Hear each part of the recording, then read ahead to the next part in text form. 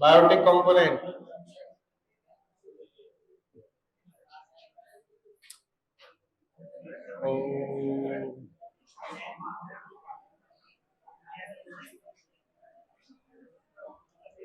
हाँ जी। जैविक घटक, देखिए लिखना किसी पारिस्थितिकी में जैविक घटक 3 प्रकार के होते हैं। जैविक घटक हेडिंग डालो और लिखो किसी पारिस्थितिकी में जैविक घटक 3 प्रकार के होते हैं। जैविक घटक 3 प्रकार के होते हैं।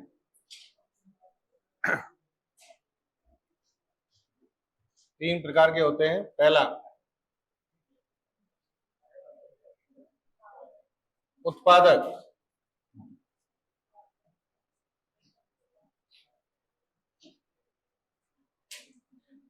पहला लिखिए उत्पादक।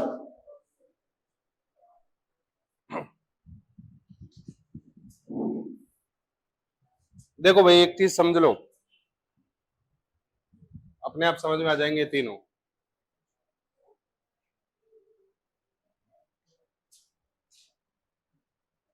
इस पृथ्वी पर जितने भी प्रकार के जीव हैं, जितने भी प्रकार के जीव हैं इस पृथ्वी पर, उनके भोजन के लिए पृथ्वी पर संसाधन मौजूद है, संसाधन उपस्थित है। संसाधन जैसे कि मान लो खनिज है, ठीक है, खनिज तत्व वगैरह ये सब मौजूद है। रासायनिक ऊर्जा के रूप में है, बहुत सारी चीजें हैं, ये सब मौजूद है। लेकिन कोई भी जीव जो है उसको ईश्वर ने स्वयं भोजन बनाने का प्रक्रिया या अधिकार नहीं दिया है, सिवाय पादपों के। सिवाय किसके? पादपों के। हम सब लोग क्या हैं, आपको ऐसा लगता है कि हम भोजन बनाते हैं, ठीक है, आपको ऐसा लगता है कि हम भोजन बनाते हैं, रोटी पकाते हैं। एक्चुअल में जो पादपों ने हमें प्रोवाइड करा दिया है या पृथ्वी पर मौजूद जो संसाधन है, उन्हीं को हम क्या करते हैं, एक रूप से दूसरे रूप में कन्वर्ट करते हैं और फिर उसका ऊर्जा के लिए उपयोग करते हैं। जैसे मान लो आप चपाती बना रहे हो, तो चपाती आप बनाकर ये नहीं है कि ऊर्जा निर्माण कर रहे हो या भोजन वो कर रहे हो, ऑलरेडी वो मौजूद थी गेहूं के रूप में। आपने उसको केवल क्या किया है, एक नए रूप में कन्वर्ट किया है जो आपको अच्छा लगता है। उन्होंने नहीं कहा आप चाहो तो गेहूं डायरेक्ट खा सकते हो, वो तो ये कहते हैं भाई इसमें भी क्या है, ऊर्जा है, ग्लूकोज उसमें भी क्या है, कार्बोहाइड्रेट है, तो आप उसको डायरेक्ट खाइए। लेकिन आपको अच्छा लगता है कि पहले इसका क्या किया जाए, आटा बनाया जाए, फिर इसको मथा जाए, फिर इसकी रोटी बनाई जाए, तो आपको जो अच्छा लगा आपने किया। चावल है, चावल को आप पका के खाते हो तो आपकी मर्जी है, बाकी चावल पादपों ने ऑलरेडी आपको दिया है, वो नहीं देगा तो आप बना सकते हो क्या? नहीं बना सकते। तो इस पृथ्वी पर भोजन निर्माण की जो प्रक्रिया है वो सिर्फ और सिर्फ किसके पास है? पादपों के पास। इन पर ये सारे जीव जितने भी हैं इस पृथ्वी पर डिपेंड है सारे। और पादपों को भोजन निर्माण के लिए पादपों को क्या चीजें चाहिए? एक तो कार्बन डाइऑक्साइड चाहिए। क्या चाहिए? Carbon dioxide. एक जल चाहिए H2O। एक इनको प्रकाश चाहिए। क्या चाहिए? प्रकाश। और एक इनको हरित लवक या पर्णहरित मान लो, ये चीज 4 चीज चाहिए। CO2 इनको कहां से मिल जाती है? वायुमंडल से। H2O कहां से मिल जाता है? पृथ्वी से। पृथ्वी पर किस रूप में, भूमिगत जल या कोई दूसरा रूप?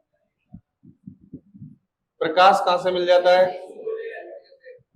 पर्णहरित या हरित लवक इनकी पत्तियों में होता है। तो ये चारों चीज इनको मिलती रहे, ये इन चारों का उपयोग करके क्या करते रहेंगे? फोटोसिंथेसिस प्रोसेस, प्रकाश संश्लेषण प्रक्रिया। और प्रकाश संश्लेषण प्रक्रिया के द्वारा ये उन पदार्थों को बनाएंगे जिसका नाम क्या है? भोजन, जिससे क्या मिलती है? ऊर्जा। ठीक है, और उसका हम सब लोग क्या करेंगे? उपयोग करेंगे।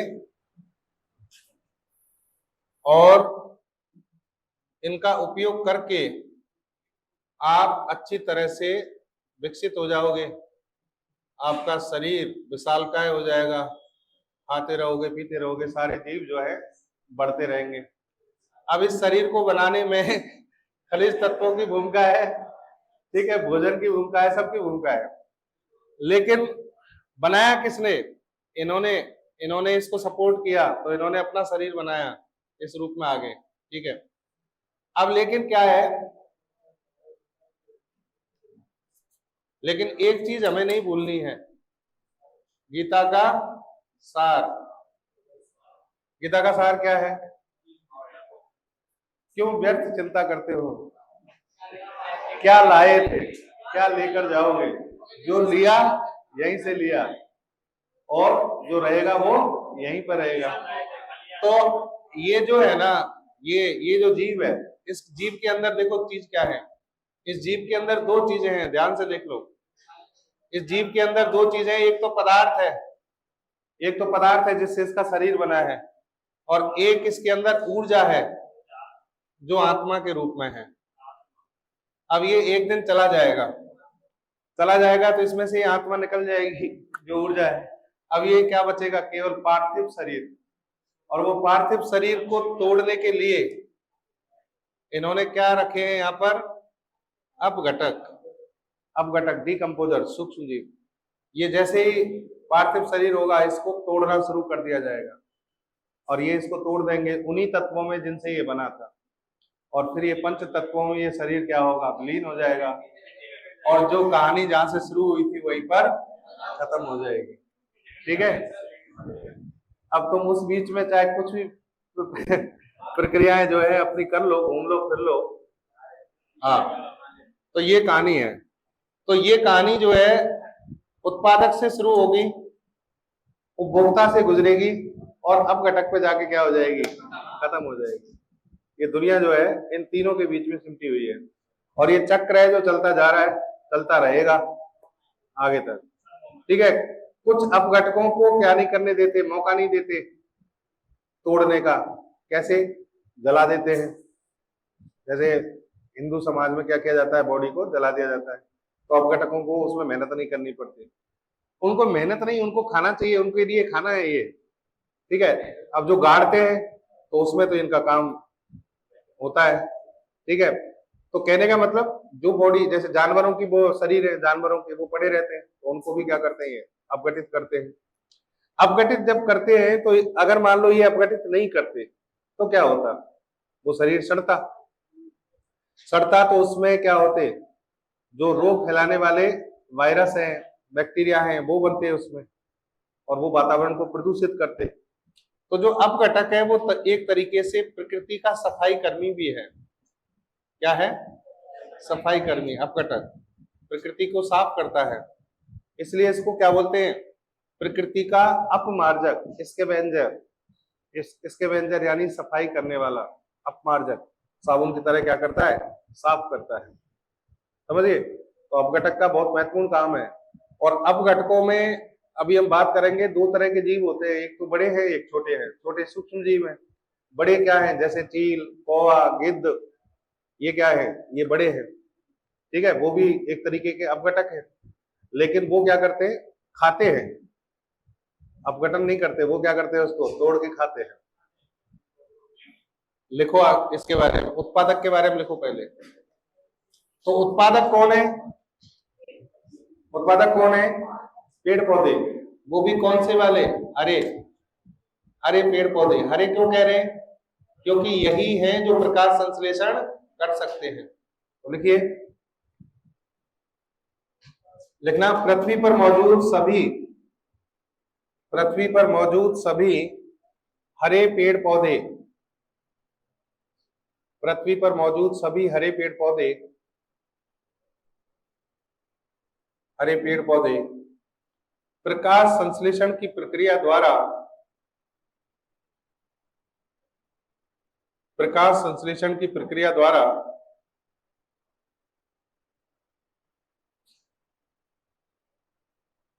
संश्लेषण की प्रक्रिया द्वारा भोजन व ऊर्जा का निर्माण करते हैं। भोजन तथा ऊर्जा का निर्माण करते हैं। भोजन तथा ऊर्जा का निर्माण करते हैं।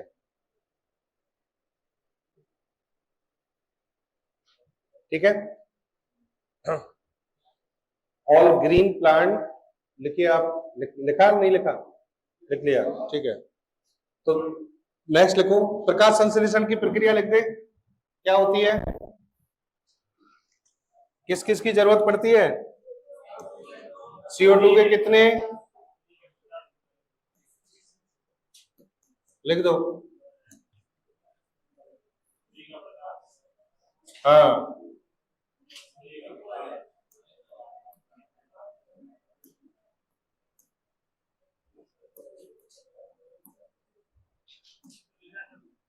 और क्या क्या बनता है? C6,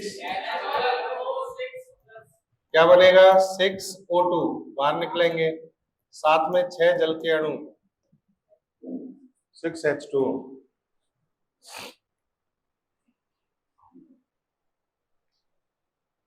ये क्या है? ये ग्लूकोज है।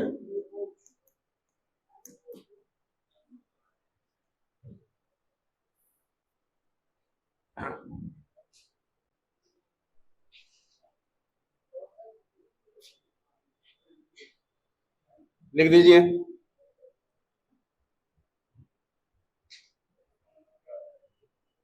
ग्लूकोज है, कार्बोहाइड्रेट का रूप है ये। इसका मतलब ये बाहर निकलते हैं, ऑक्सीजन बाहर निकलती है। 6 मॉलिक्यूल ऑक्सीजन के क्या होंगे? बाहर निकलेंगे।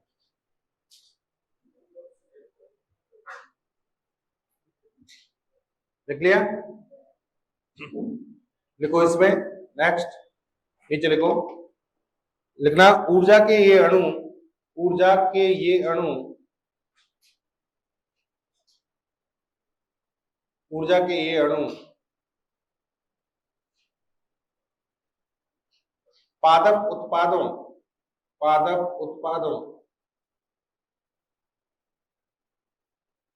जैसे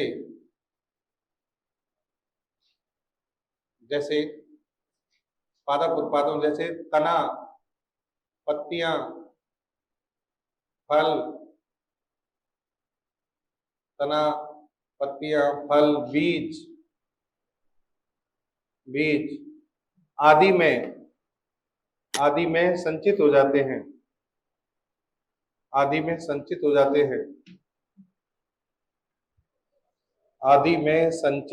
हैं। जिनका उपयोग दूसरे जीवों द्वारा किया जाता है।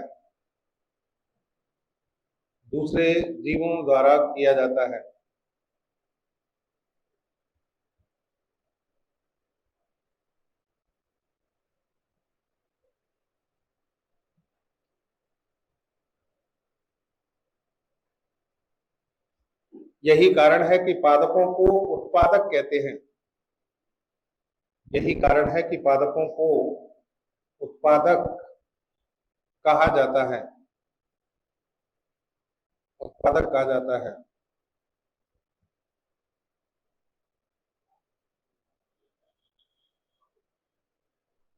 ठीक है।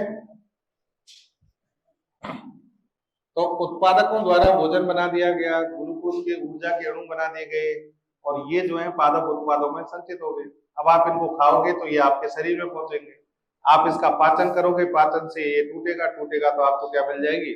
ऊर्जा मिल जाएगी। नेक्स्ट देखो, उपभोक्ता।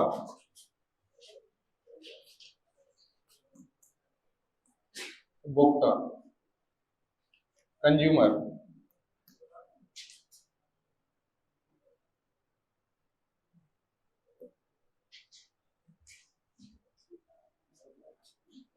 कंज्यूमर, उपभोक्ता। देखिए जीव दो प्रकार के हैं, जीव दो प्रकार के हैं। एक वो है जो शाकाहारी है, एक वो है जो मांसाहारी है, और आप कहते हो तो एक और बता देते हैं, सर्वाहारी। ठीक है। अब ये जो है अगर ध्यान से देखा जाए, ये भोजन के लिए ये किस पे डिपेंड है? पादपों पे। शाकाहारी जीव जो है भोजन के लिए पूर्णतः डिपेंड है किस पे? पादपों पे। लेकिन ये जो है ये इन पे डिपेंड है। मांसाहारी जो है वो किसको खाता है? शाकाहारी को। लेकिन ये शाकाहारी इसको कब मिलेगा? जब शाकाहारी जीवित होगा, बनेगा। तो शाकाहारी किस पे बनेगा? पादप, पादप से। तो मांसाहारी भी ये तो कह सकते हो आप प्रत्यक्ष रूप से किस पे डिपेंड है? पादप पे। लेकिन ये अप्रत्यक्ष रूप से किस पे डिपेंड है? पादप पे। है कि नहीं है?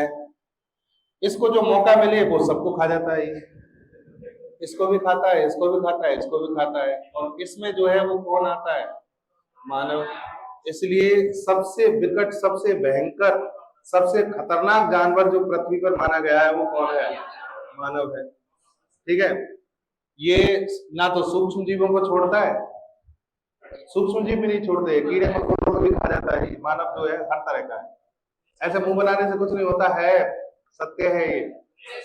और स्थिति ऐसी है कि इसको भूखा रहने दो, भूखा कुछ समय के लिए छोड़ दो, ये आदमखोर बन जाएगा पूरी तरह से। ये कीड़े मकोड़े सब खा लेगा, जो मिलेगा उसको खाएगा जीवित रहने के लिए। और तो छोड़ो, नरभक्षी भी होता है, ये आदमियों को खा जाता है, आदमी आदमी को खा जाता है भूखे रहने की स्थिति में। ठीक है। तो इसमें बहुत क्वालिटी है। हाँ, तो उपभोक्ता जो है, उपभोक्ता आप देख रहे हो, उपभोक्ताओं की जो श्रेणियां हैं वो कई सारी हैं। उपभोक्ताओं की श्रेणी कई सारी है। अब इनमें से जो शाकाहारी हैं इनको प्राइमरी कहेंगे, प्राथमिक उपभोक्ता। अच्छा, एक और कैटेगरी बना सकते हैं हम इसमें, एक और कैटेगरी कौन सी? इन्हें कहते हैं उच्च मांसाहारी। क्या कहते हैं? उच्च मांसाहारी। ये वो हैं जो मांसाहारी को भी क्या करते हैं? खा जाते हैं। जैसे बिल्ली है, मांसाहारी होती है, लेकिन शेर के लपेटे में आ गई तो शेर उसको भी क्या करेगा? खा जाएगा। भेड़िया है, भेड़िया मांसाहारी होता है, लेकिन शेर जो है उसका बाप होता है, उसको भी क्या करता है? खा जाता है। ये बड़े जो जानवर है ये उच्च मांसाहारी कहलाते हैं। क्या कहलाते हैं? उच्च मांसाहारी। लेकिन सबसे खतरनाक जो है वो कौन सा है? सर्वाहारी।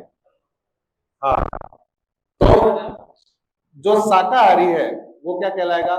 प्राथमिक उपभोक्ता। जो मांसाहारी है वो क्या कहलाएगा? द्वितीयक उपभोक्ता। और जो तृतीयक उपभोक्ता है वो क्या कहलाएगा? उच्च मांसाहारी। ठीक है। इसको कैटेगरी एक अलग ही बनाई गई है, सर्वाहारी। कई जगह पर किताबों में उच्च मांसाहारियों के साथ ही इसको रखते हैं, लेकिन वास्तव में इसकी श्रेणी अलग होनी चाहिए, क्योंकि ये सबको खाता है। तो ये क्या है? सर्वाहारी। ठीक है। तो नीचे लिखो आप, ये सारे के सारे जितने भी हैं प्रत्यक्ष या अप्रत्यक्ष रूप से किस पे डिपेंड है? तो परिभाषा क्या होगी? देखो, जीवों की वह श्रेणी, जीवों की वह श्रेणी, जीवों की वह श्रेणी। हेलो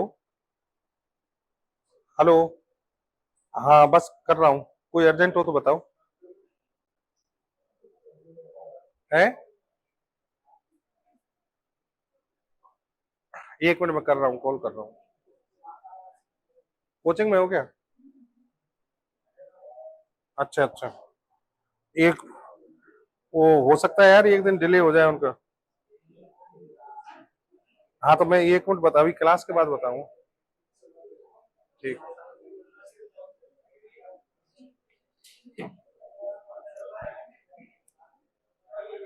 हाँ जी, लिखो। जीवों की वह श्रेणी, अरे बातें नहीं लिखना स्टार्ट कीजिए। जीवों की वह श्रेणी जो प्रत्यक्ष या अप्रत्यक्ष रूप से, जीवों की वह श्रेणी जो प्रत्यक्ष या अप्रत्यक्ष रूप से,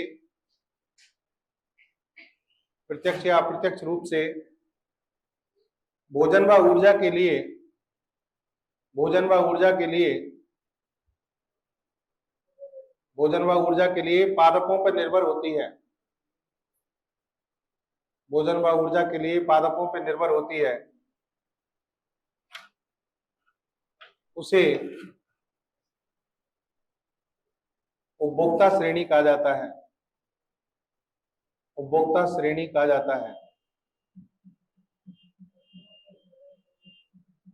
उपभोक्ता श्रेणी कहा जाता है। देखो उपभोक्ता निम्न प्रकार के हैं, उपभोक्ता निम्न प्रकार के हैं।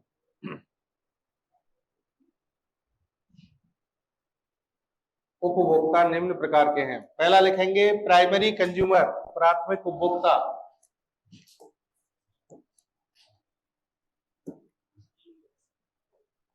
पहला प्राथमिक उपभोक्ता,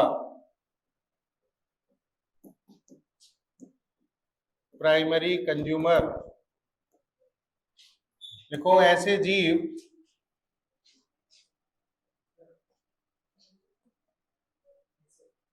ऐसे लिखिए, ऐसे जीव जो भोजन तथा ऊर्जा के लिए, ऐसे जीव जो भोजन तथा ऊर्जा के लिए प्रत्यक्ष व अप्रत्यक्ष रूप से, सॉरी प्रत्यक्ष लिखेंगे, ऐसे जीव जो भोजन व ऊर्जा के लिए प्रत्यक्ष रूप से, अप्रत्यक्ष शब्द नहीं आएगा यहां पर, प्रत्यक्ष रूप से पादपों पर निर्भर हैं, पादपों पर निर्भर हैं, पादपों पर निर्भर हैं, उन्हें प्राथमिक उपभोक्ता कहा जाता है, प्राथमिक उपभोक्ता कहा जाता है।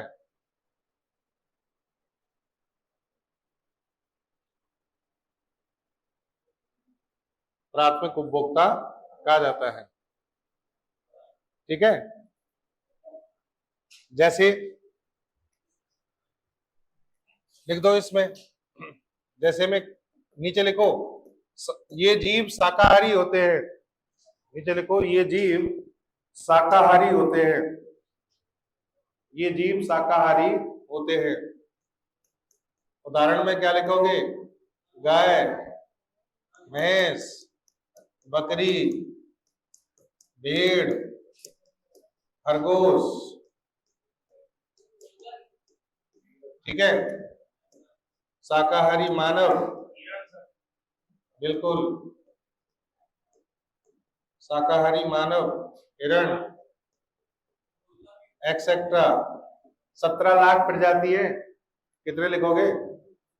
कितनी है? 17 लाख, जिनमें से 10-12 लाख शाकाहारी भी होंगी। हाँ लिख दिए ना, बहुत सारे प्रमुख लिख दिए, लिख दिया प्राथमिक उपभोक्ता। तो ये कैसे है? शाकाहारी। लिखो, क्या पढ़ रहे हैं हम? उपभोक्ता। पहला हमने पढ़ा प्राथमिक उपभोक्ता, जो कि कैसा है? शाकाहारी। लिखो द्वितीयक उपभोक्ता, द्वितीयक उपभोक्ता।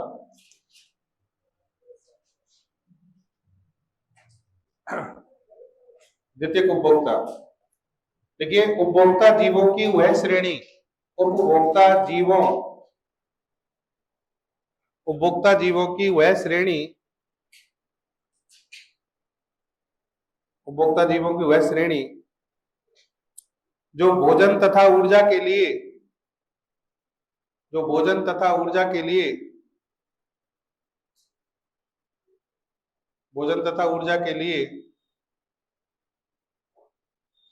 प्रत्यक्ष या अप्रत्यक्ष रूप से किस पे डिपेंड है? पादपों पे नहीं, दोनों पे। जैसे जैसे बढ़ो आगे, जैसे जैसे आगे बढ़ो, इन वालों को दोनों को शामिल करते चलो। प्रत्यक्ष अप्रत्यक्ष रूप से प्राथमिक उपभोक्ताओं तथा पादपों पर निर्भर होती है। प्राथमिक उपभोक्ताओं तथा पादपों पर निर्भर होती है।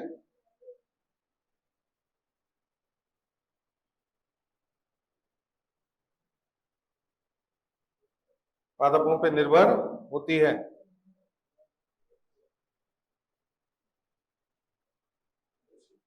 ठीक है। जैसे इसमें क्या रखोगे आप? नीचे लिखो, सामान्यतः ये जीव मांसाहारी होते हैं। सामान्यतः ये जीव मांसाहारी होते हैं। सामान्यतः ये जीव मांसाहारी होते हैं। जैसे चूहा, कुत्ता, बिल्ली,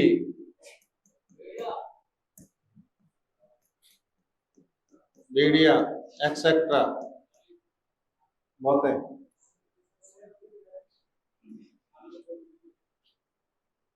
ठीक है। नेक्स्ट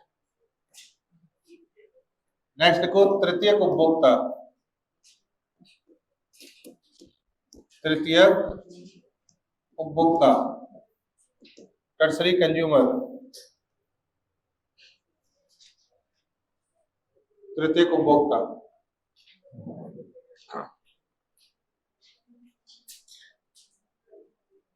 देखो, इसको आप दो श्रेणियों में बांट सकते हैं। तृतीयक उपभोक्ता को अच्छे तरीके से जो पढ़ाया जाता है तो उसमें किताबों में ये दे रखा है। वैसे कई जगह पर तो उच्च मांसाहारी अलग रखे हुए हैं, सर्वाहारी अलग लिखे हुए हैं, लेकिन वास्तविक ये है, तृतीयक उपभोक्ता में आप क्या करो, एक श्रेणी तो इसकी क्या बना दो, सर्वाहारी, और एक क्या बना दो, उच्च मांसाहारी।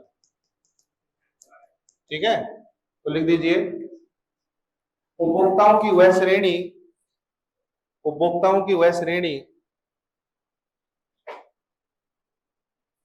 उपभोक्ताओं की वह श्रेणी जो भोजन तथा ऊर्जा के लिए, जो भोजन तथा ऊर्जा के लिए, उपभोक्ताओं की वह श्रेणी जो भोजन तथा ऊर्जा के लिए पादप पादप कौमा प्राथमिक उपभोक्ता, प्राथमिक उपभोक्ता तथा द्वितीयक उपभोक्ताओं पर निर्भर होती है, तथा द्वितीयक उपभोक्ताओं पर निर्भर होती है, द्वितीयक उपभोक्ताओं पर निर्भर होती है।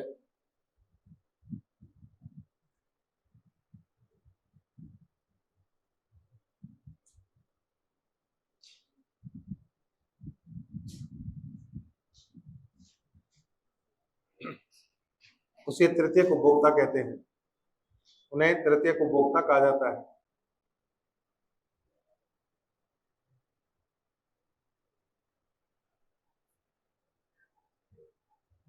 उन्हें तृतीयक उपभोक्ता कहा जाता है। नीचे लिखो, इसमें दो श्रेणियां शामिल हैं। इसमें दो श्रेणियां शामिल हैं।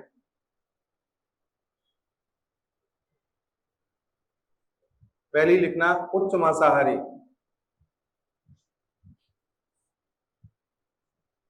दो श्रेणियां शामिल हैं। पहली लिखना उच्च मांसाहारी। उच्च मांसाहारी के आगे लिख दो, ये मांसाहारी जीवों को खाते हैं, ये मांसाहारी जीवों को खाते हैं। उच्च मांसाहारी, ये मांसाहारी जीवों को खाते हैं, जैसे शेर, चीता,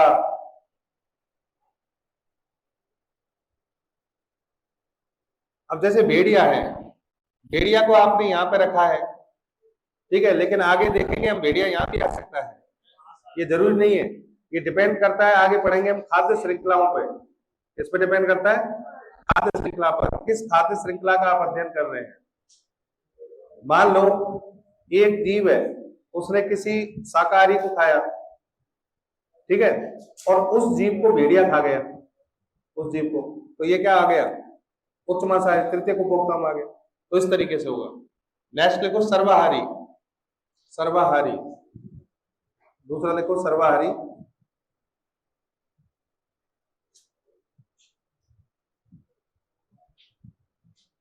लिखना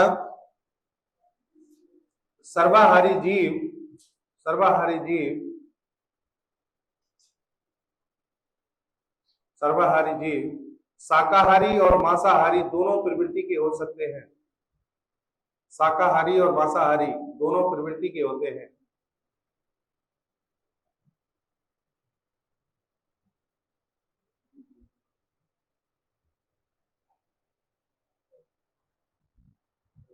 जैसे कि मानव,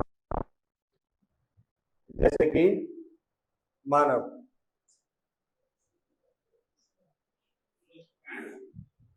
ठीक है। क्या लिख सकते हैं? एक्चुअल में सर्वाहारी का उद्देश्य दूसरा है, जो सबको खा जाए, जो सबको खा जाए। बिल्ली मानव को नहीं खा सकती, खा जाएगा मानव, चबा के खा जाएगा, उसको भून के खा जाएगा, है? आप समझ नहीं रहे।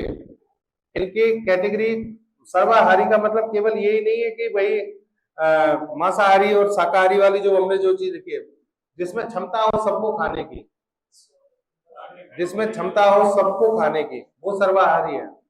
कोए में बेचारे में कहाँ क्षमता है? मानव को खा सकता है क्या? जो सर्वोच्च जीव है ना, सर्वोच्च जीव, वो मानव माना गया है। और वो सर्वाहारी में सिर्फ किसको रखा जाता है? मानव को।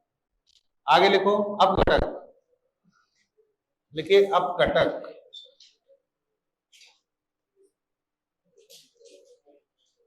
डिकम्पोजर,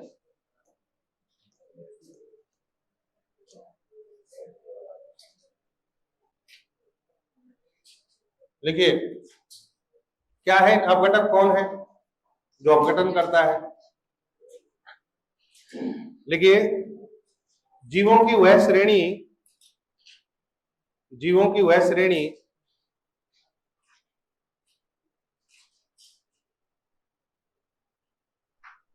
जीवों की वह श्रेणी जो मृत, जो मृत जैविक, मृत जैविक पदार्थों या शरीरों, जीवों की वह श्रेणी जो मृत जैविक पदार्थों या शरीरों का अपघटन, अपघटन डिकम्पोजिशन करती है, उसे अपघटक कहा जाता है। अपघटक कहा जाता है, उसे अपघटक कहा जाता है। मृत जैविक पदार्थों या शरीरों का अपघटन करती है, उसे अपघटक कहा जाता है। ठीक है, लिखना जैसे, जैसे सूक्ष्म जीव, सूक्ष्म जीव, माइक्रो ऑर्गेनिज्म। इसके अलावा क्या होगा? कौवा, गिद्ध, चील, एक्सेट्रा। अपघटन तो ये सारे कर रहे हैं, तोड़ रहे हैं, ठीक है, डिकम्पोज कर रहे हैं, लेकिन ये जो है ना, इनकी कैटेगरी अलग हो गई और इनकी कैटेगरी अलग हो गई। अपघटन तो ये सारे कर रहे हैं। नेक्स्ट पॉइंट लिखो,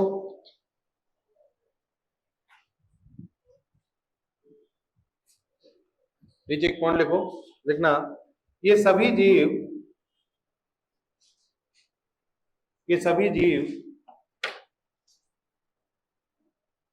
मृत शरीरों को अपघटित करके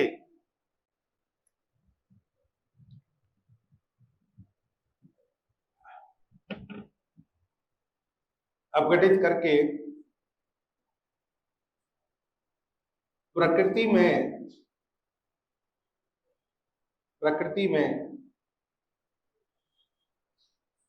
पुनः भेजने का कार्य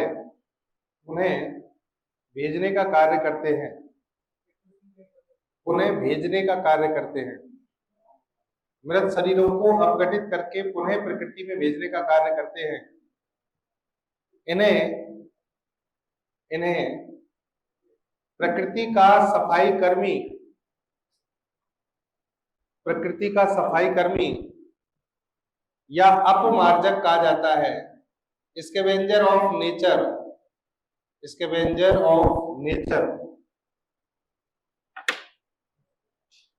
इंग्लिश में कहते हैं आप स्कैवेंजर ऑफ नेचर, प्रकृति का सफाई कर्मी या अपमार्जक कहा जाता है। ठीक है,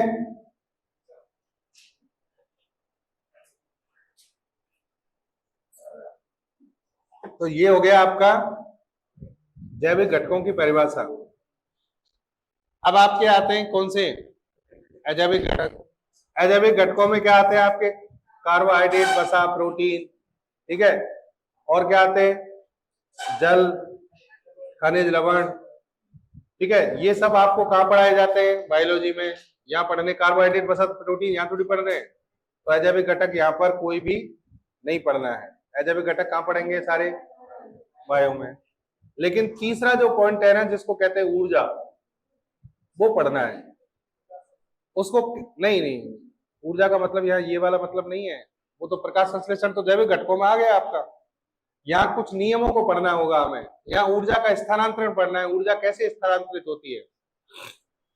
तो नीचे लिखिए पारिस्थितिकी के नियम या पारितंत्र के नियम, लॉ ऑफ इकोसिस्टम, पारितंत्र के नियम, पारितंत्र, पारिस्थितिकी तंत्र को शॉर्ट में क्या लिखते हैं, पारितंत्र। पारिस्थितिकी तंत्र लिखो या पारितंत्र लिखो, एक ही बात है, इकोसिस्टम की बात कर रहे हैं। और इकोसिस्टम क्या है, पारिस्थितिकी की एक इकाई है, एक यूनिट है, ठीक है। अब यहां पर कुछ चीजें आपको समझनी है, यहाँ पर कुछ टर्म समझनी है, शब्दों को समझना है, और इनसे क्वेश्चन आने की बहुत बड़ी संभावना बनती है। जैसे मान लो एक पारितंत्र है, ये पारितंत्र है कोई भी, आप इसे किसी पेड़ का पारितंत्र मान लो, तालाब का मान लो, किसी का भी मान लीजिए। तो इसमें बहुत सारे जीव हैं,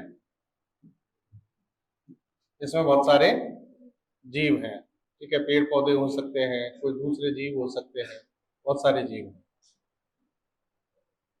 और ये पक्की बात है कि ये सब जीव भोजन के लिए एक दूसरे पर निर्भर है कि नहीं है, भोजन के लिए एक दूसरे पर निर्भर है। जैसे फॉर एग्जांपल हम बात करते हैं, जैसे मान लो यहाँ पर एक बकरी है, ये बकरी ऑब्वियस ही बात है भोजन के लिए किस पे डिपेंड करेगी, पादप पर डिपेंड, पादपों को खाएगी। और अगर यहाँ पर कोई भेड़िया बैठा है, तो ये भेड़िया जो है वो किस पे डिपेंड है, बकरी पे डिपेंड है, ठीक है। और यहाँ पर कोई शेर बैठा है, तो ये भेड़िया को खा जाएगा, ये इसको भी खा जाएगा, ये इसको भी खा जाएगा, किसी को भी खा सकता है, ठीक है। ये वही कहानी है, एक बाबा कहानी सुनाता है, वो ध्यान होते, एक अनपढ़ आदमी है, अनपढ़ गंवार आदमी, ठीक है। एक वो है जो 3rd ग्रेड से पास हुआ है, किससे पास हुआ है? थर्ड ग्रेड से। एक वो है जो सेकंड ग्रेड से पास हुआ है, एक फर्स्ट ग्रेड से पास हुआ है, एक मेरिट में है जो टॉपर है। ठीक है, अब ये जो मेरिट है में पास हुआ है ना मेरिट से ये बनेगा कौन? Scientist, engineer, doctor. ठीक है, बदल गया क्या जमाना? कैसे बदला? बताओ कैसे बदला? ये सब में अरे साइंस वाले हो गए तो ये साइंटिस्ट तो कोई भी हो सकता है जो अच्छी उस पे जाएंगे। ये बहुत बड़े वो है तोप का, जो क्या बनेंगे, ये सारे बनेंगे। ये है ना, ये सेकंड ग्रेड फर्स्ट ग्रेड वाले, ये जितने भी हैं, ये जनरली एमबीए करते हैं। क्या करते हैं? एमबीए। और ये क्या बनेंगे? सीईओ। इन पे ये राज करते हैं। ये थर्ड ग्रेड वाले हैं ना, इन पे कुछ नहीं बचता, ये लास्ट में आईएएस की तैयारी करते हैं, कलेक्टर बनते हैं। ये इन पर राज करते हैं, ये इन पे राज करते हैं।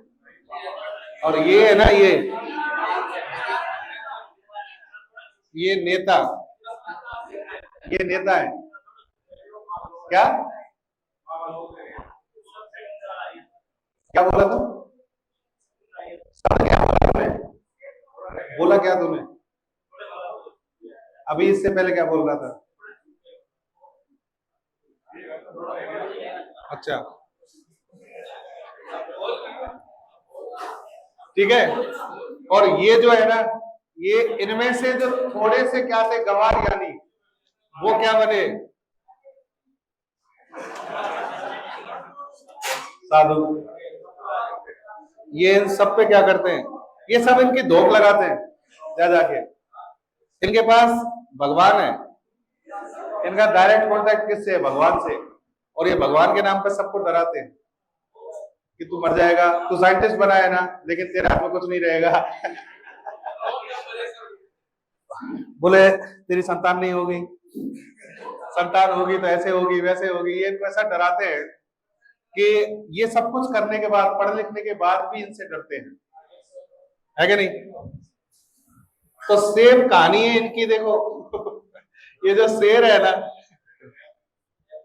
ये इन सबको क्या करेगा? ये शेर कौन है? साधु।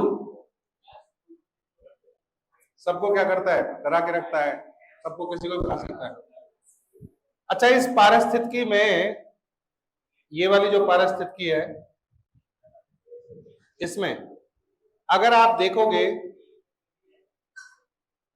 भोजन के लिए ये इस पे डिपेंड है, ये इस पे डिपेंड है, और ये इस पे डिपेंड है। उल्टा चल लो, ये इस पे, ये इस पे, ये इस पे, है कि नहीं है? इसको कहोगे आप क्या? उत्पादक। इसको क्या कहोगे? उत्पादक। इसको क्या कहोगे? उपभोक्ता नहीं बे, प्राथमिक उपभोक्ता। उपभोक्ता तो ये सारे हैं। इसको क्या कहोगे? द्वितीयक उपभोक्ता। इसको क्या कहोगे? तृतीयक उपभोक्ता। समझ बात? अब यहां पर क्या होगा, सूक्ष्म जीवों को जनरली खाद्य श्रृंखला में शामिल नहीं करते हैं, ये ध्यान रखना। ऐसा क्यों है? ऐसा क्यों है?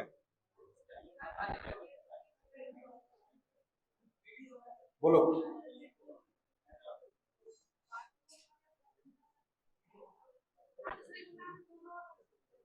दोनों को कर सकते,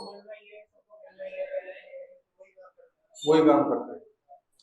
कई पर्यावरण के जो जानकार लोग हैं, जो अच्छे ज्ञाता हैं, जिन्होंने पर्यावरण का ज्ञान दिया है, कई पर्यावरण के ज्ञाता ये कहते हैं कि प्रत्येक खाद्य श्रृंखला, अच्छा पहले तो खाद्य श्रृंखला की परिभाषा तो बता दो। खाद्य श्रृंखला क्या होती है? ये तो बोला ही नहीं हमने। Food chain. फूड चेन, देखो सुनो, किसी भी पारिस्थितिकी तंत्र में, परिभाषा सुन लो, किसी भी पारिस्थितिकी तंत्र में प्रत्येक जीव भोजन के लिए दूसरे जीव पर क्या होता है? निर्भर होता है। और ये जीव एक श्रृंखला के रूप में भोजन प्राप्त करते हैं। श्रृंखला के रूप में है कि नहीं है? ये इससे, ये इससे, ऐसे श्रृंखला के रूप में भोजन प्राप्त करते हैं, इसलिए इस श्रृंखला को क्या कहा जाता है? खाद्य श्रृंखला कहा जाता है। क्या कहा जाता है? खाद्य श्रृंखला।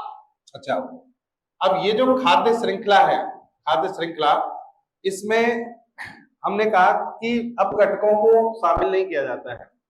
वो इसलिए नहीं किया जाता कि बहुत सारे वैज्ञानिक जो पर्यावरणविद है वो ये मानते हैं कि खाद्य श्रृंखलाएं दो प्रकार की होती हैं। एक तो वो है जो पादपों से शुरू होती है, ये तो ये कहते हैं कि दुनिया की शुरुआत कहां से हुई है? पादपों से हुई है। कुछ ऐसे हैं जो ये कहते हैं कि शुरुआत कहां से होती है? अपघटकों से होती है। समझ गए? मतलब कुछ तो कहते हैं कि शुरुआत ही यहां से है, तो इसको यहां नहीं रख सकते। रख सकते हो क्या जब शुरुआत यहां से? तो और कुछ कहते हैं कि शुरुआत किससे? पादपों से। तो ये भी खाद्य श्रृंखलाएं भी दो प्रकार की होती है। एक तो होती है चारण खाद्य श्रृंखला, चारण मतलब जो पादपों से शुरू हो। एक होती है अपरद खाद्य श्रृंखला। क्या होती है? जिसकी शुरुआत कहां से मानी गई है? सूक्ष्म जीवों से। जिसकी शुरुआत कहां से मानी गई है? सूक्ष्म जीवों से।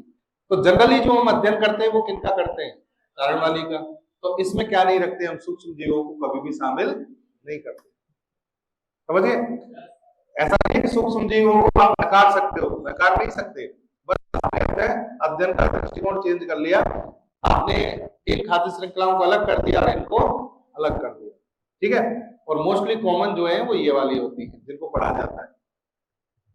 तो जो आपने लिखा है पारिस्थितिकी के नियम, इसमें सबसे पहले आप हेडिंग डालिए खाद्य श्रृंखलाएं। खाद्य श्रृंखलाएं, चैन, खाद्य श्रृंखला।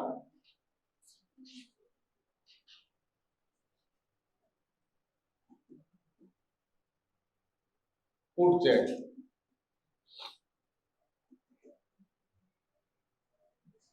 फूड चैन की परिभाषा लिखना किसी पारिस्थितिकी में, किसी पारिस्थितिकी तंत्र में, किसी पारिस्थितिकी तंत्र में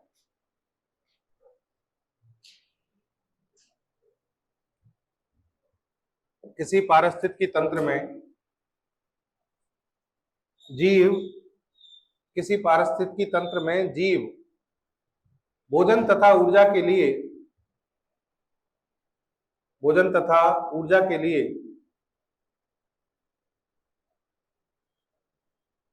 दूसरे जीवों पर निर्भर होते हैं, दूसरे जीवों पर निर्भर होते हैं।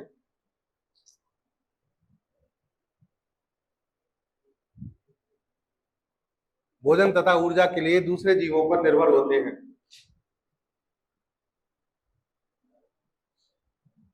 नेक्स्ट लाइन से लिखो, अर्थात ये जीव, अर्थात ये जीव पारितंत्र में, पारितंत्र में भोजन तथा ऊर्जा, भोजन तथा ऊर्जा एक श्रृंखला के रूप में प्राप्त करते हैं। भोजन तथा ऊर्जा एक श्रृंखला के रूप में प्राप्त करते हैं।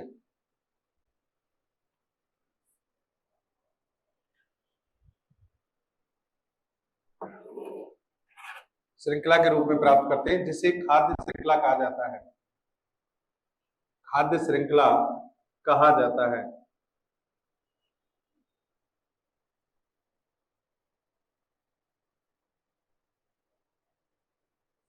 खाद्य श्रृंखला कहा जाता है। ठीक है? अब खाद्य श्रृंखला का उदाहरण लिख दो, एक उदाहरण लिखो। यहां पर आपको उदाहरण कैसे लिखना है? सबसे पहले किसको लेंगे? उत्पादक। फिर किसको लेंगे? प्राथमिक उपभोक्ता, द्वितीयक उपभोक्ता और तृतीयक उपभोक्ता। उदाहरण के तौर पे कुछ भी लिख सकते हैं, आपकी इच्छा है, जैसे कि आपने लिख दिया खरगोश, नहीं, यहाँ पे लिख दिया पादप, पादप, फिर क्या आ गया? खरगोश, खरगोश, ये कैसा खरगोश है? फिर क्या आ गया? बिल्ली ले लो, बिल्ली को खा गए। अब बिल्ली को खिला रहे हो शेर से, शेर की तौहीन है, भेड़िया से खिला दो, तो यहाँ पर तृतीयक उपभोक्ता क्या हो गया? भेड़िया हो गया। अब इसको आप ऐसे भी कह सकते हैं, कैसे कह सकते हैं? इसको ऐसे भी लिख सकते हैं कि ये क्या है? शाकाहारी। ये क्या है? सॉरी, ये क्या है? उत्पादक। उत्पादक तो है ही। ये क्या है? जीव, शाकाहारी। ये क्या है? मांसाहारी। और ये क्या है? उच्च मांसाहारी। यहाँ पर ये उच्च मांसाहारी कहलाएगा।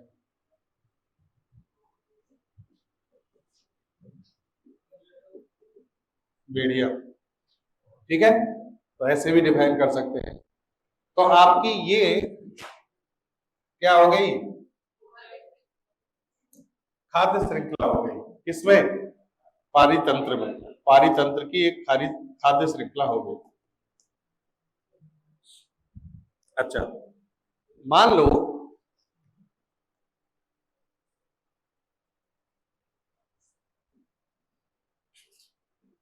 ये पादप है, ये खरगोश है, ठीक है, ये हिरण है,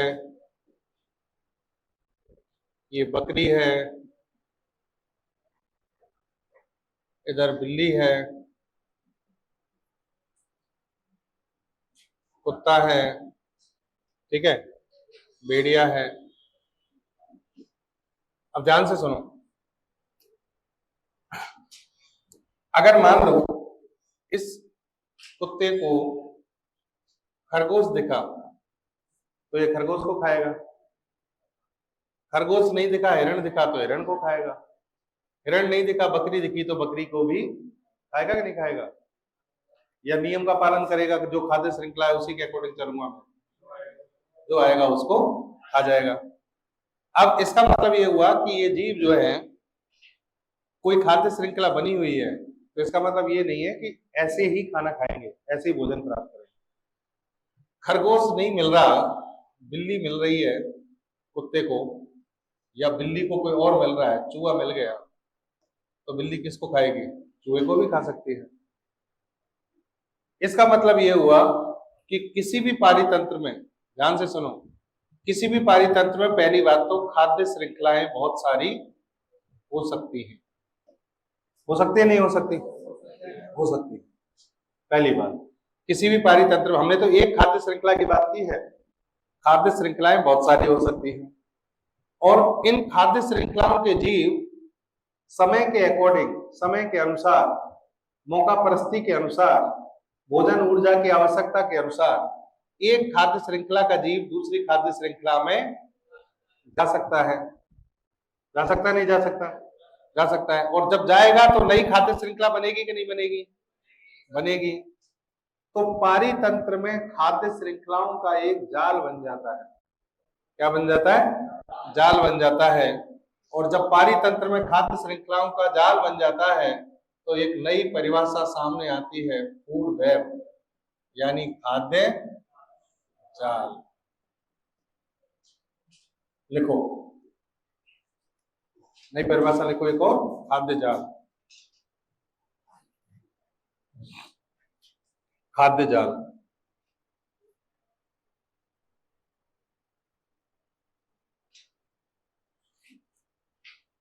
लिखना, किसी पारितंत्र में, किसी पारितंत्र में, किसी पारितंत्र में अनेक खाद्य श्रृंखलाएं होती हैं, अनेक खाद्य श्रृंखलाएं होती हैं।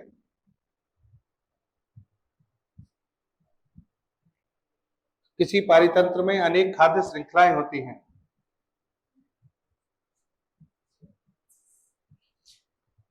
इन खाद्य श्रृंखलाओं के, इन खाद्य श्रृंखलाओं के जीव, इन खाद्य श्रृंखलाओं के जीव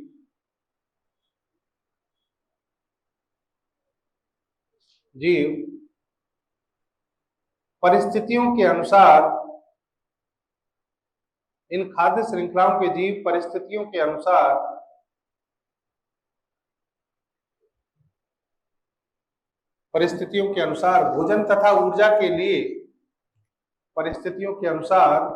भोजन तथा ऊर्जा के लिए दूसरी खाद्य श्रृंखलाओं में भोजन तथा ऊर्जा के लिए दूसरी खाद्य श्रृंखलाओं में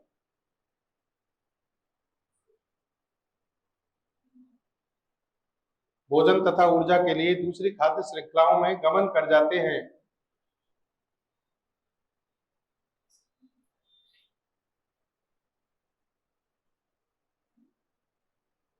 इस प्रकार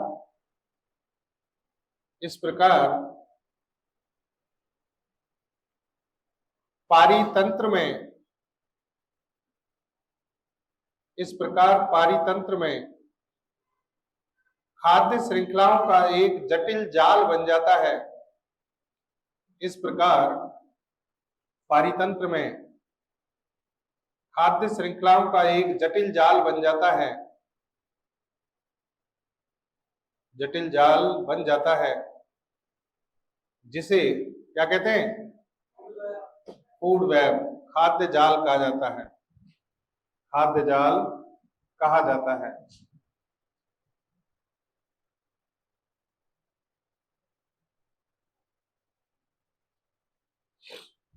देखो भाई,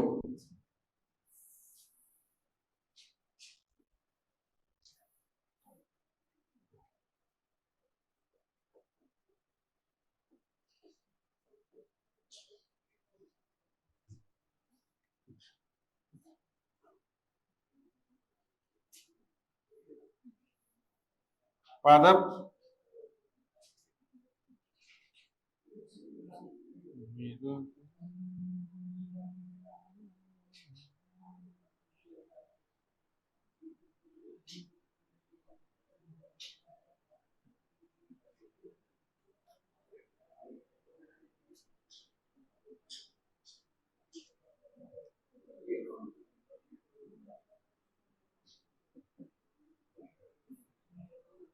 ठीक है। इस बकरी को कौन खा गया?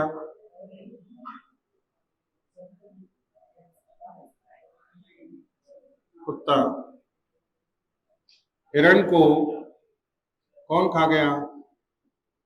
भेड़िया। ध्यान से सुनो, पादप को खाया बकरी ने, बकरी को खा गया कुत्ता। ये हिरण ने खाया, इसको खा गया कौन? भेड़िया। खरगोश को खाया बिल्ली ने, किसने खाया? बिल्ली ने। ठीक है, ये खा गए, यहां तक कोई बात नहीं। पादप को खाया किसने? टिड्डे ने। टिड्डा जो है बहुत अच्छा नाम है। टिड्डे को कौन खाता है? टिड्डे को खा गया मेंढक। कौन खा गया? मेंढक। टिड्डे को खा गया मेंढक। अच्छा, अब इन सब की बात करें हम, इन सब की, आगे चलो।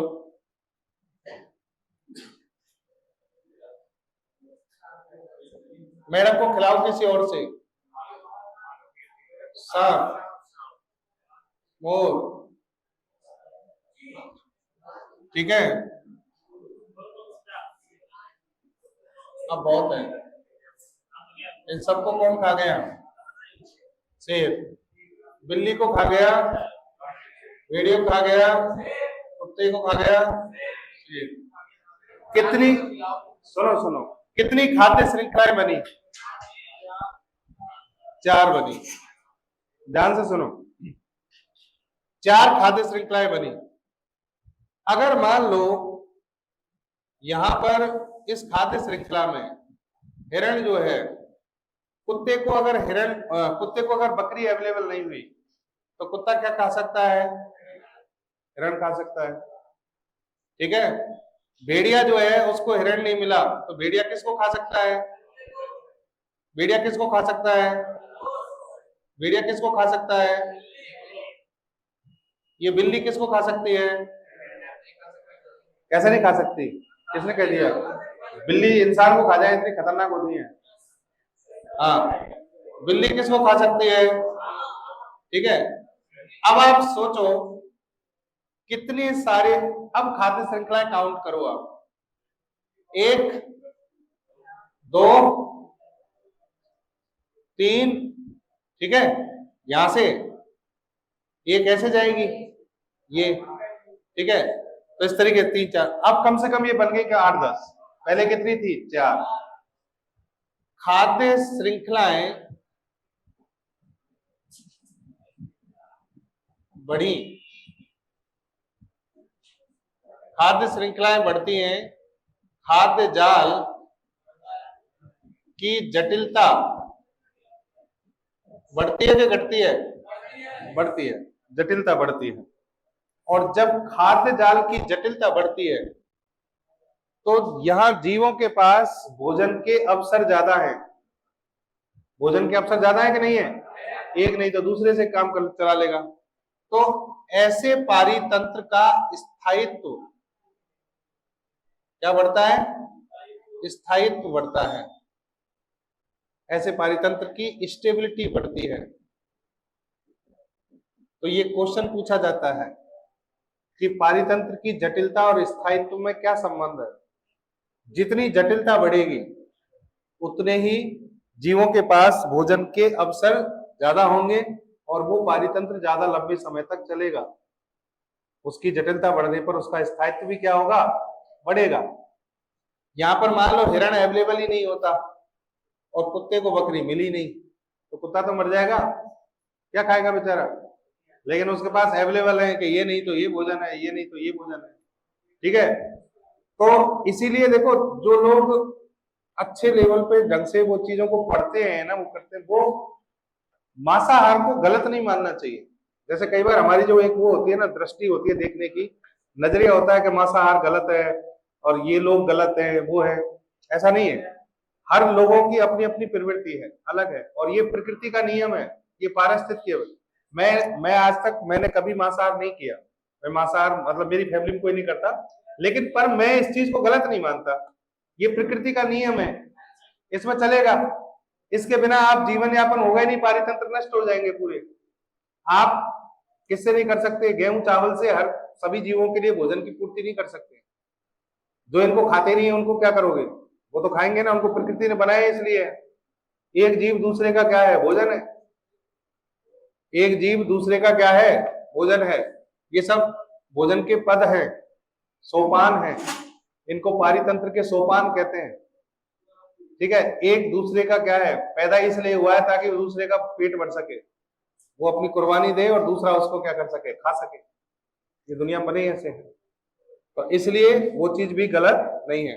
तो खाद्य जाल की क्या बना दो? डायग्राम, परिभाषा लिख दी नहीं लिखी? खाद्य जाल कहते हैं, वो लिख दिया। ये डायग्राम बना दो और ये लिख दो, मैं लिखा रहा हूं ये चीज। तो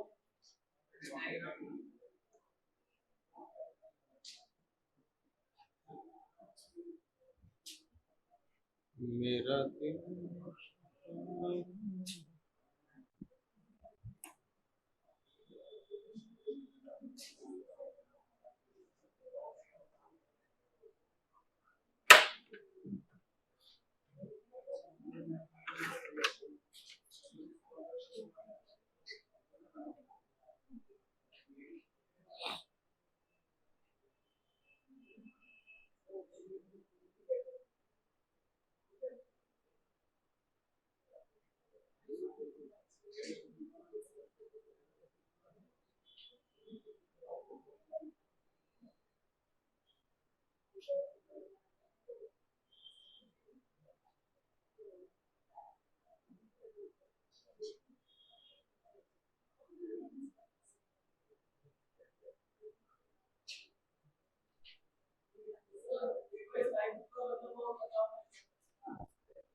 स्थायित्व का मतलब ये है कि ये पारितंत्र लंबे समय तक चलता रहेगा, जीवों को भोजन मिलता रहेगा, वो चलते रहेंगे, ये पारितंत्र फलेगा फूलेगा।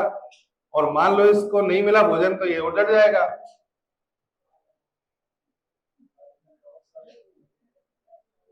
एक टब है, टब में पानी भरो, पानी भर के उसमें क्या करो? छोटे मोटे कीड़े मकोड़े डाल दो। अब वो कीड़े मकोड़ों के लिए भोजन मिलेगा नहीं, वो मर जाएंगे, लेकिन उनके लिए कचरा डाल दो उसमें, देखो आप कचरा डाल दो, उनके लिए भोजन ही भोजन है। फिर देखो टब जो है ना पूरा कीड़े मकोड़ों से भर जाएगा। तो ये क्या है, पारितंत्र मजबूत कर दिया उनका आपने, क्योंकि उनके पास भोजन के अवसर बढ़ गए।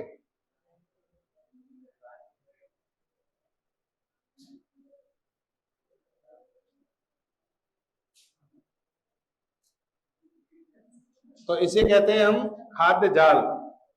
खाद्य श्रृंखला बता दी मैंने आपको, खाद्य जाल बता दिया।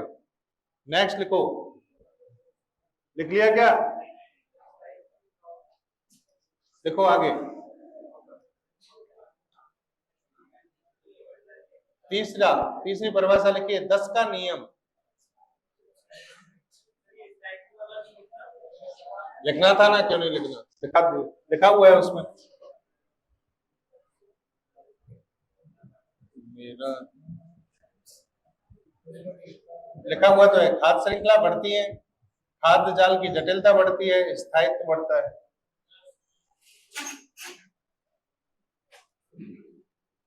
ठीक है, लिखो 10 का नियम। 10 का नियम,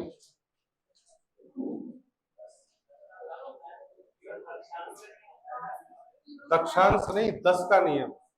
दक्षांश लिखा हुआ है क्या? एक ही बात है, तुम लोग संज्ञा शब्द दे दो, 10 का नियम ही होता है वैसे। लिखो, इसे लिंडमैन का नियम भी कहा जाता है। वैज्ञानिक का नाम था जिन्होंने ये दिया, लिंडमैन का नियम भी कहा जाता है। लिख दीजिए 10 का नियम।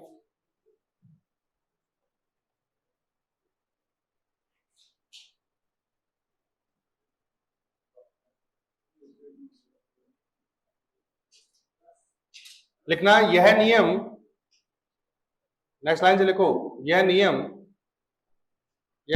किसी पारिस्थितिकी तंत्र में, यह नियम किसी पारिस्थितिकी तंत्र में उपस्थित खाद्य श्रृंखलाओं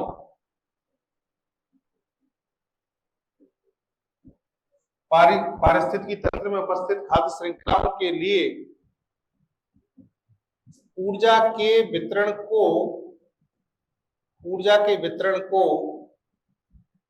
समझाता है। ऊर्जा के वितरण को समझाता है, इसे लिंडमैन का नियम कहते हैं। यह नियम किसी पारिस्थितिकी तंत्र में खाद्य श्रृंखलाओं, पारिस्थितिकी तंत्र में उपस्थित खाद्य श्रृंखलाओं के लिए किसको बताएगा? ऊर्जा के वितरण को बतलाता है।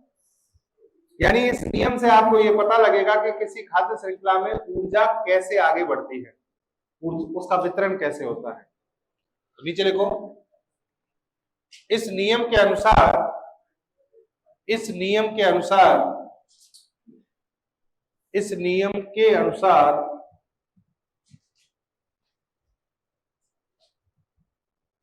पारितंत्र की किसी खाद्य श्रृंखला में, पारितंत्र की किसी खाद्य श्रृंखला में, पारितंत्र की किसी खाद्य श्रृंखला में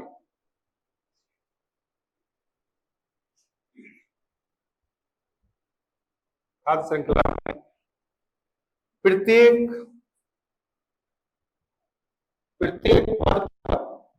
पद मतलब स्तर कह दो, कुछ भी कह दो, प्रत्येक स्तर लिखो आप पद की जगह। प्रत्येक स्तर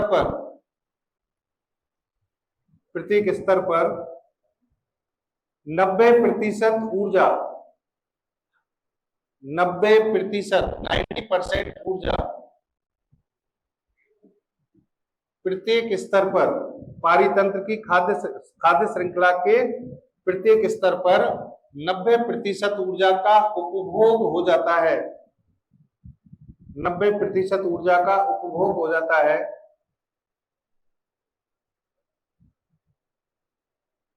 जाता है, जबकि 10% ऊर्जा आगे के पोषण स्तर के लिए, आगे के पोषण स्तर के लिए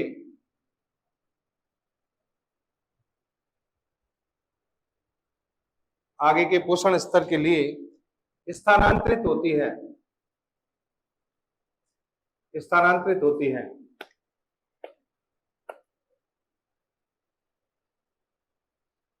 अतः इसे 10 का नियम कहा जाता है।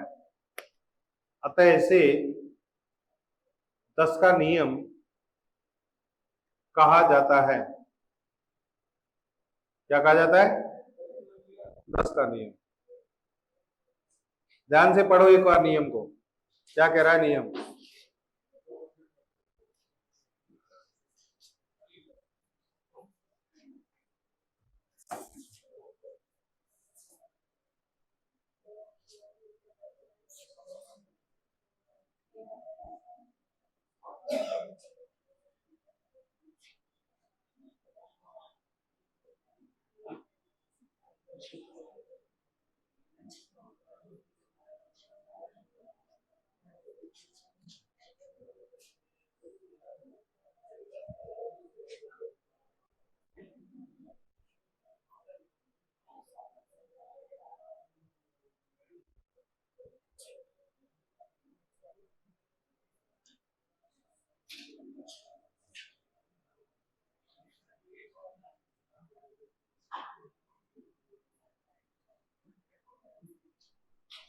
देखो भाई, मान लो ये कोई खाद्य श्रृंखला है, खाद्य श्रृंखला, और ये चीजें है ना, ये सब चीजें, इनको आप क्या मानेंगे? ये क्या है? और कुछ नहीं है, पोषण स्तर है। क्या है? पोषण स्तर। इस दुनिया में किसी जीव की उत्पत्ति इसलिए हुई है ताकि वो किसी दूसरे का भोजन बन सके, ताकि वो किसी दूसरे को भोजन के रूप में काम आ सके। ठीक है, तो हम लोग भी काम आएंगे किसी ना किसी के, पता नहीं। तो इतनी जल्दबाजी मत दिखा। तो कहने का मतलब पोषण स्तर है, सारे के सारे क्या है? पोषण स्तर है। अब ध्यान से सुनो, पादपों ने प्रकाश संश्लेषण के द्वारा पादप ने क्या किया? ऊर्जा निर्माण। क्या किया? ऊर्जा निर्माण पादपों ने किया। मान लो फॉर एग्जाम्पल, कौन सी प्रक्रिया द्वारा किया? प्रकाश संश्लेषण के द्वारा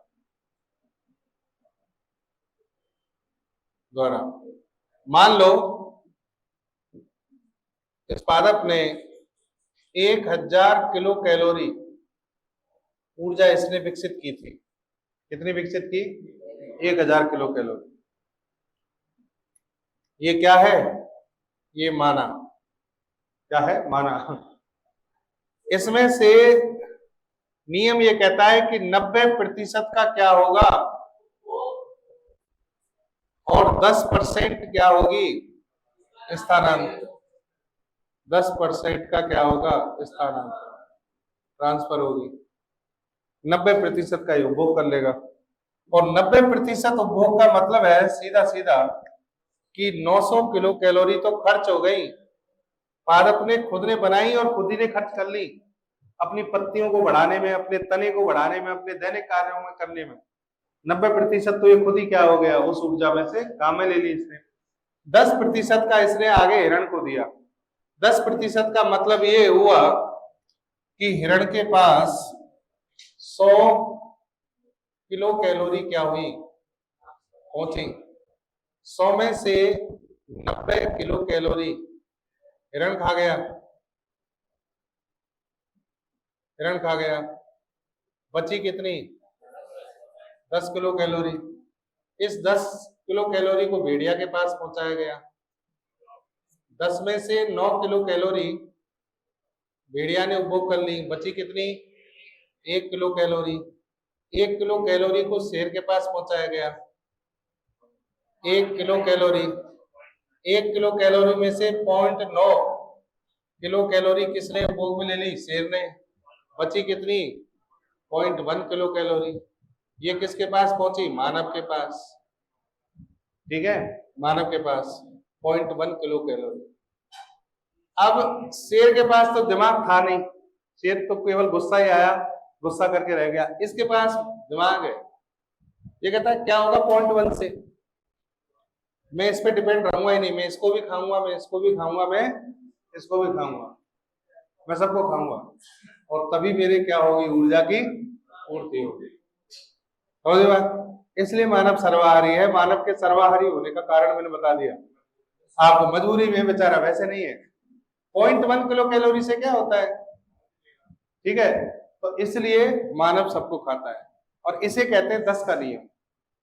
किसी खाद्य श्रृंखला के प्रत्येक पोषण स्तर पर 90% ऊर्जा का उपभोग और केवल 10% ऊर्जा का क्या होता है, स्थानांतरण।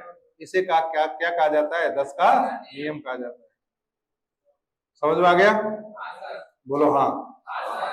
ठीक है, तो ये लिख लो, उतार लो, छाप लो।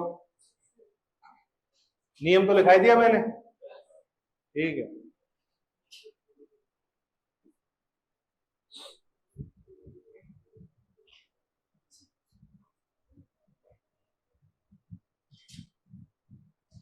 जाऊं मैं, और पढ़ोगे?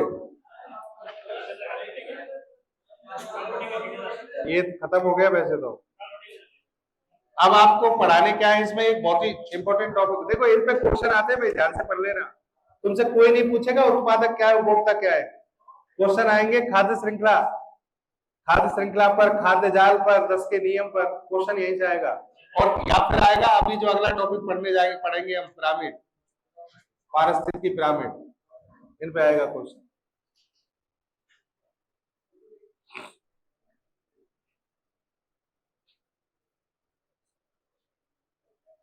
प्राथमिक उपभोक्ता, द्वितीयक उपभोक्ता में क्या पूछेगा वो तुमसे, कि कौन सा मांसाहारी है, कौन सा शाकाहारी है, ये कोई क्वेश्चन हुआ? यहाँ पर आपको खाद्य श्रृंखला देगा और कहेगा कौन सी खाद्य श्रृंखला सही है, कौन सी गलत है, कौन सी चारण है, कौन सी अपरद है। खाद्य जाल, स्टेबिलिटी पर क्वेश्चन पूछेगा, 10 के नियम पर पूछेगा।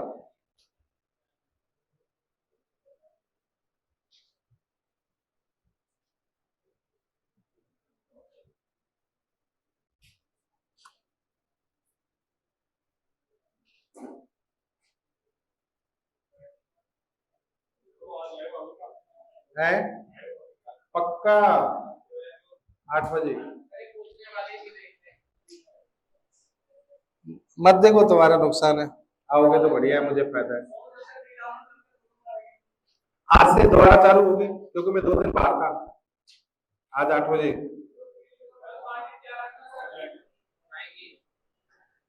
आज क्वेश्चन करेंगे डिफेंस टेक्नोलॉजी के, डिफेंस टेक्नोलॉजी के आज क्वेश्चन होंगे।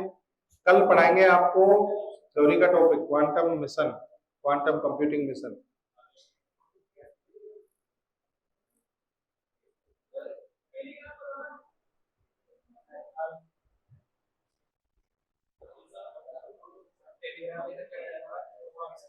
Science and tech engineer Loken sir,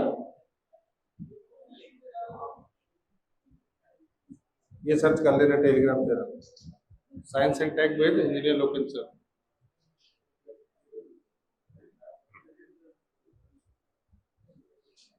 YouTube channel को सब्सक्राइब कर लो, वहां सब मिल जाता है, वहां सारे नोटिफिकेशन अपने आप आ जाते हैं।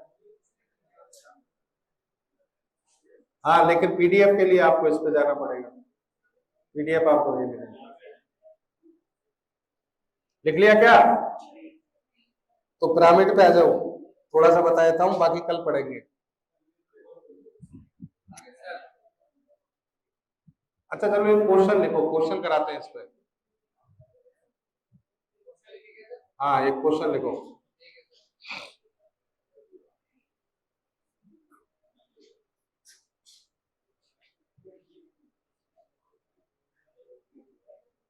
लिखो,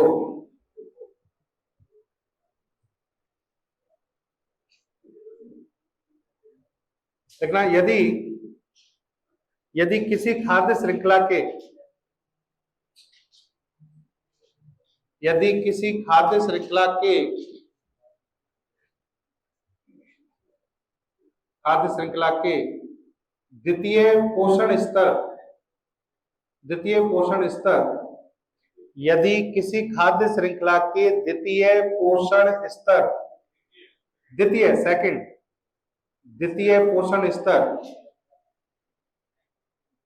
पोषण स्तर के द्वारा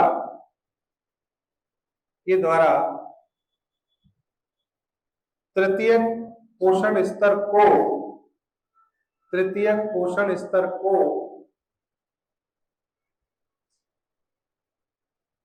10 कैलोरी ऊर्जा स्थानांतरित की गई है। 10 कैलोरी ऊर्जा स्थानांतरित की गई है।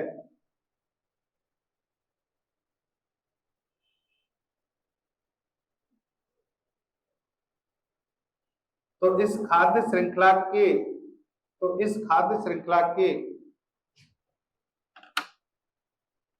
उत्पादक द्वारा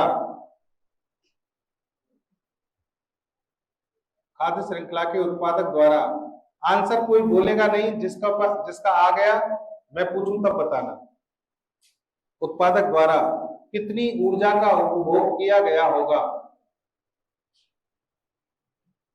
कितनी ऊर्जा का उपभोग किया गया होगा।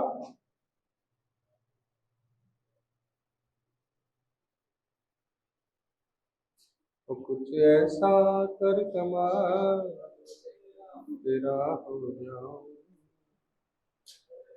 मैं एक दिन ऐसे गा रहा था घर पे गाना, तो मैडम बोली कि आज लगता है रोटी खानी नहीं है कि कमाल भूसे से ही हो सकता है और किसी से नहीं हो सकता। ये खतरनाक स्तर के गाने हैं। बताओ, ये आंसर बताओ। 9000 कैलोरी खाई होगी उसने या बचाई होगी, उपभोग किया है। कितने लोगों का ईमानदारी से बताना आंसर आया है? मैं देखने आऊंगा वहां पर कॉपी, ईमानदारी से। अरे ईमानदारी से बस हाथ खड़ा कर दो। 500 लोगों का हुआ है, बाकी लोगों को समझ में नहीं आया चल क्या रहा है। आया समझ में? है? हो गया? आगे बैठने वाली बच्ची हो, आया समझ में? नहीं आया?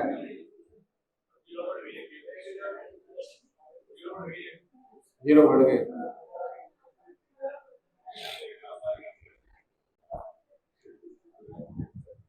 देखो सुन लो भाई, जिन लोगों का नहीं हुआ है वो सुन लो।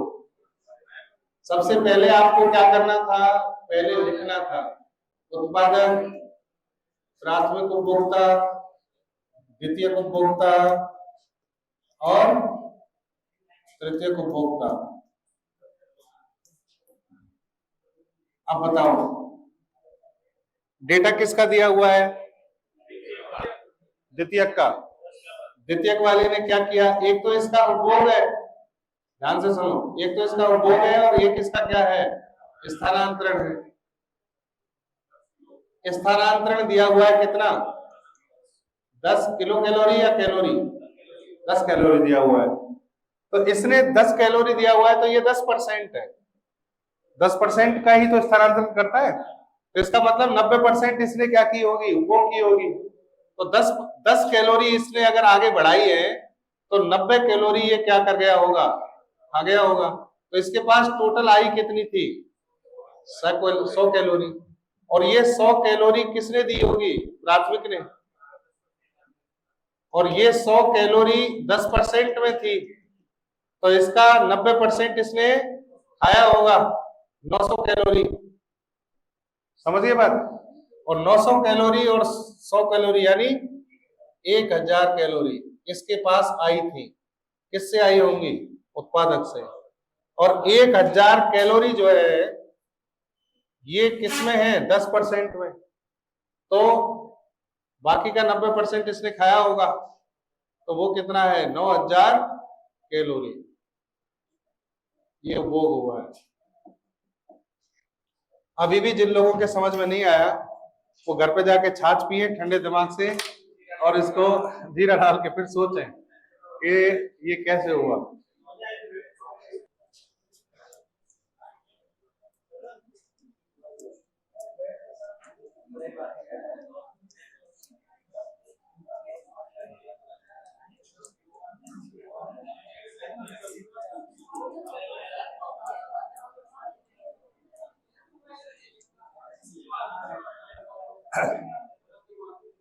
इधर ध्यान दीजिए। देखिए फूड चेन इस तरीके से होती है, खाद्य श्रृंखला, ठीक है। आपको क्वेश्चन क्या बोला था मैंने, क्वेश्चन बताओ एक बार, क्वेश्चन रिपीट करो। एक जना, कोई भी एक जना पढ़ दो। यदि किसी खाद्य श्रृंखला के द्वितीय पोषण स्तर के द्वारा तृतीय पोषण स्तर को 10 कैलोरी ऊर्जा स्थानांतरित की गई है, तो इस खाद्य श्रृंखला के उत्पादक द्वारा कितनी ऊर्जा का उपभोग किया गया होगा, ठीक है। और इसका हमने जो सॉल्यूशन किया उसका आंसर आया 9000 किलो कैलोरी, यानी तृतीय उपभोक्ता जो है उससे हमने इसकी कैलकुलेशन स्टार्ट की, तृतीय उपभोक्ता से। एक्चुअल में जब हमने यहाँ पर बात की उपभोक्ता, द्वितीय उपभोक्ता से तृतीय उपभोक्ता की बात की, ठीक है, तो इसकी और इसकी बात की उपभोक्ता के हिसाब से। लेकिन क्वेश्चन को ध्यान से पढ़ो, मैंने पोषण स्तर लिखाया है ना कि उपभोक्ता। क्वेश्चन को ध्यान से पढ़ो, मैंने क्या लिखा है, द्वितीय पोषण स्तर के द्वारा तृतीय पोषण स्तर को क्या दिया गया, 10 कैलोरी ऊर्जा दी गई। अब यहां पर आपको यह समझना है कि पोषण स्तर में, पोषण स्तर होते क्या है, खाद्य श्रृंखला के ये जितने भी जीव है ये सब अपने आप में एक पोषण स्तर है। खाद्य श्रृंखला के ये जितने भी जीव है वो सब अपने आप में क्या है, पोषण स्तर है। तो उपभोक्ता की काउंटिंग यहां से शुरू हो रही है, प्राथमिक उपभोक्ता से, लेकिन पोषण स्तर की शुरुआत कहां से होगी, उत्पादक से। तो प्रथम पोषण स्तर कौन सा है आपका, उत्पादक, और द्वितीय पोषण स्तर कौन सा है, ये है, और तृतीय पोषण स्तर कौन सा है, ये है। और ये क्वेश्चन मैंने जानबूझ के दिया ही इसलिए था, लेकिन जब मैं सॉल्व करने लगा इसको जाते टाइम, तो मैं भी उपभोक्ता समझकर मैंने क्वेश्चन क्या कर दिया, सॉल्व कर दिया। मेरे दिमाग में भी नहीं आया, क्वेश्चन में मैंने क्या दिया आपको, पोषण स्तर, समझिए बात। तो पोषण स्तर हमेशा एक पीछे चलते हैं उपभोक्ताओं से। जो आपका द्वितीय उपभोक्ता है वो कौन सा पोषण स्तर होगा, तीसरा। इसका कारण क्या है, क्योंकि इसमें किसको शामिल कर लिया, उत्पादक को, जबकि उपभोक्ता यहां से शुरू हो रहे, एक उत्पादक इसमें आएगा। आगे बात समझ में। तो अब जो 10% ऊर्जा है, अब ध्यान से पढ़ो कि इसने इसको दी है, किसको, तृतीय पोषण स्तर को दी है किसने, द्वितीयक ने।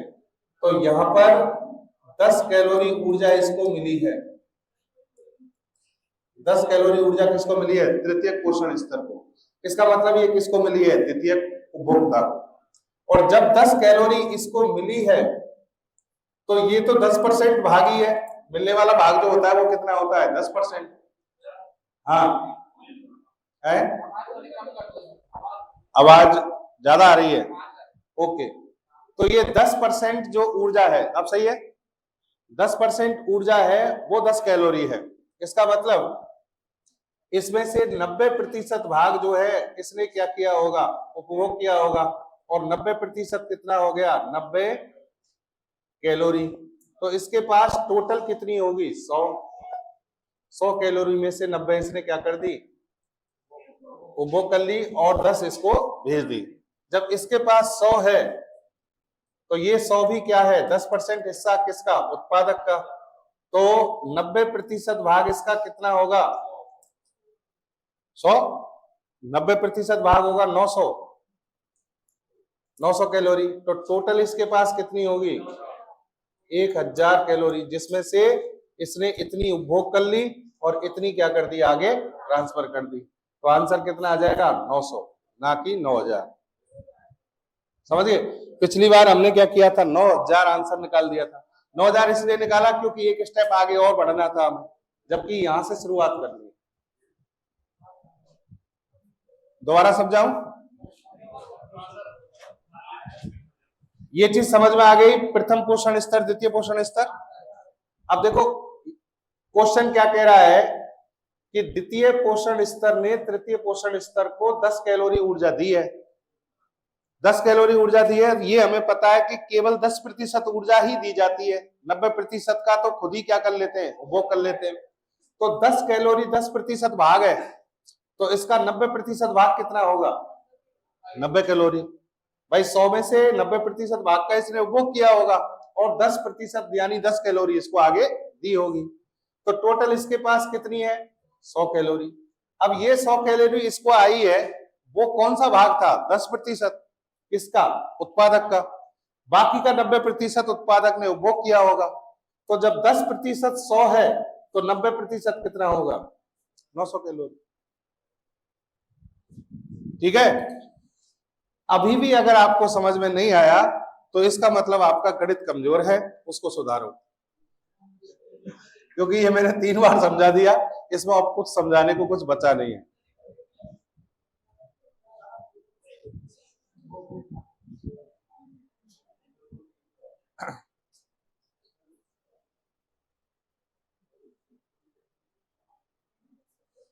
इस टाइप का अगर क्वेश्चन पूछ लिया जाए आरएएस में, तो मैं ये दावा कर रहा हूं कि 95% बच्चे गलत करेंगे, कम से कम इसमें 5% वो ही सही करेंगे जिन्होंने ये पढ़ रखा होगा इस तरीके से। क्योंकि ये जो क्वेश्चन है अच्छे लेवल का है, यूपीएससी ने पूछे है इस टाइप के क्वेश्चन, आईएएस में आते हैं इस टाइप के क्वेश्चन, क्योंकि वहां एनवायरमेंट का पार्ट बहुत अच्छा है, एनवायरमेंट इकोलॉजी खूब पढ़ाई जाती है। अब आगे बढ़ो।